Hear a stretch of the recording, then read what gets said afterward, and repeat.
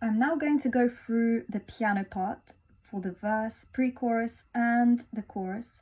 So the right hand, if you have seen my video on harmonic rhythm, explains that instead of you just holding a block chord for 4 counts, like this, which you have practiced and it's great that you did, you are now going to turn it into a different harmonic rhythm. So by changing up the pattern, which goes like this: 1 and 2 and 3 and 4 and 1 and 2 and 3 and 4 and. So my suggestion is, this is a 2-bar pattern which repeats for another 4 times.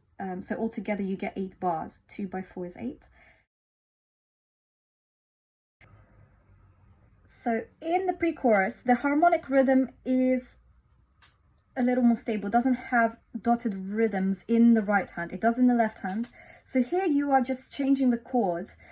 At first, you have C twice, then the E minor over a B, then A minor 7th chord 4 times.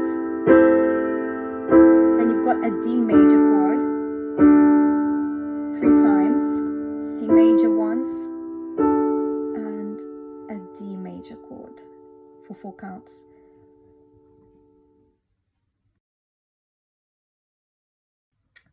The harmonic rhythm in the chorus is very similar to the pre-chorus.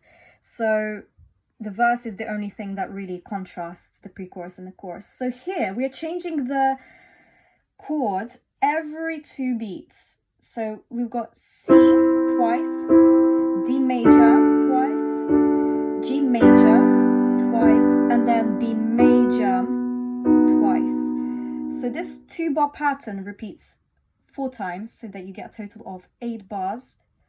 And practice that slowly, especially the B major chord, which has 2 sharps, D sharp and an F sharp. Watch out for those.